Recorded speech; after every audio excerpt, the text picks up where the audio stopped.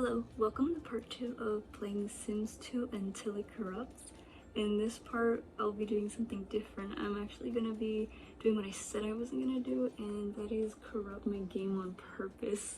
The thought of doing this crossed my mind, but after thinking it over, I decided that it'd be more interesting to actually do something that would cause corruption in an already corrupted neighborhood, and that is resurrecting dead Sims. More specifically, we're going into Olive Specter's garden, and we're going to be resurrecting some of her Sims there. Before we actually try this, let me briefly explain what corruption is, since I feel like I didn't do that very well in the last video. Let me start off by saying that neighborhood corruption and game corruption are a little different. To put it short, hood corruption is a problem that begins from missing data with Sims or lots in that neighborhood that can lead to game corruption. Game corruption is when missing data begins to attach itself onto other neighborhoods and game files, kind of like a virus, and eventually the entire game is unplayable, not just a single neighborhood. Going more into detail, game corruption occurs most often when a game object or a universal NPC that appears in all the neighborhoods, like Miss Crumplebottom or the Grim Reaper, are altered or messed with in a way that breaks their actions or their data. An example would be making them in a cult, like a vampire or a werewolf, or killing them or adding them to your household. Neighborhood corruption. This usually happens when a sim or a lot that is unique to a specific neighborhood, example a playable sim or a townie, has sim data that isn't properly assigned or contained. Sim data comes in many types, for example relationships, memories, or DNA. Since sim DNA is inherited from their parents, it's unlikely to cause any problems. However, sim relationships will break if you do any of the following: place any occupied lot in the lot's bin at any time, delete any sim, urn, or gravestone in any manner, and this includes a sim dying with graves in their inventory and sweeping up an urn after being broken by a sim.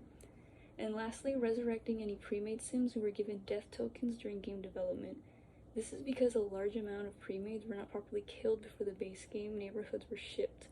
Instead of having a gravestone on a lot, they have a death token, and an example of a pre-made with a death token would be Belagoth from Pleasant View. A quick note, you can give sims a death token using cheats, but giving any sim a death token, pre-made or not, is not a good idea. A sure way of avoiding corruption is by replacing the original hoods that shipped with the game. There are clean versions of the original hoods, just like Tarlia's hoods, which I use for Pleasant View. In these hoods, it's safe to resurrect sims, however, I wouldn't risk it just in case. The sim we're gonna resurrect is Lila Grunt, and just like most, if not all, the dead sims in Olive's backyard, Lila Grunt is also corrupted because she's missing character data.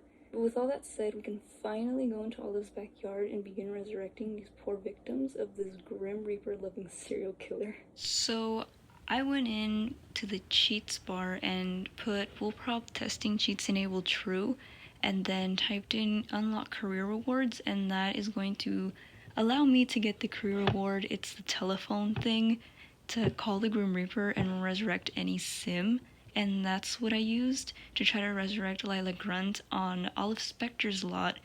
But I ended up finding out that because she didn't die in Olive's household, we couldn't get her that way, so I had to go over to the Grunt family and have them resurrect her.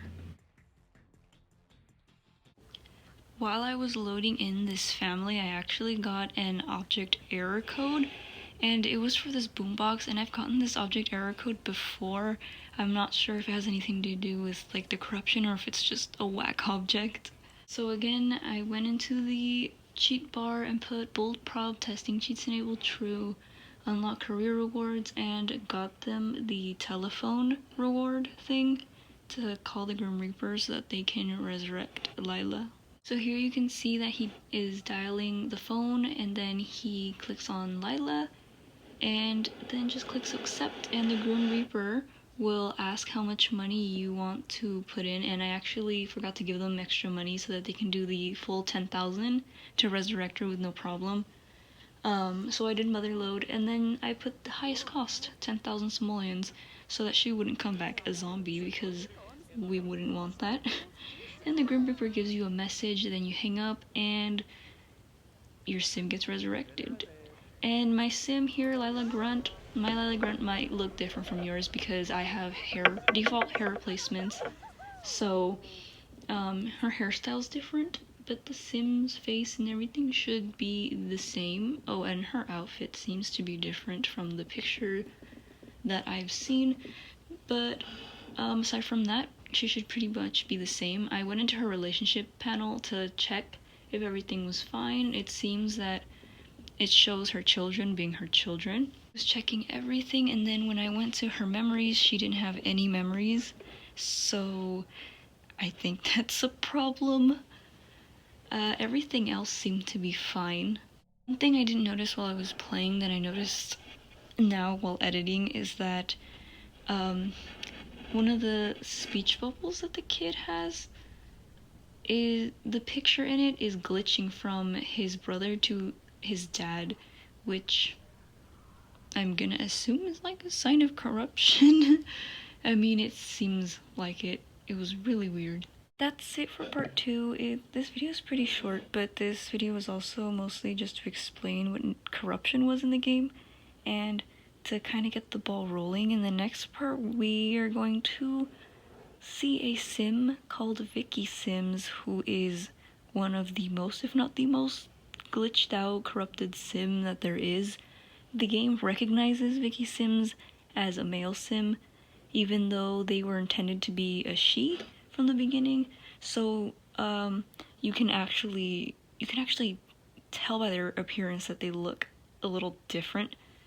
And we're going to be diving more into that, resurrecting some more Sims, and we're going to be seeing if we see any more signs as we're playing the game. That's it for this part though. If you found this part informative or if you liked it, please leave a comment, any suggestions on what I should do in my game. I'm already ruining Strange Town. I'm gonna delete this Strange Town afterwards and replace it with one of Tarlia's clean neighborhoods. But for now, I'm going to do a lot of things to mess this poor town up. Anyway, I will see you guys in part 3 next time.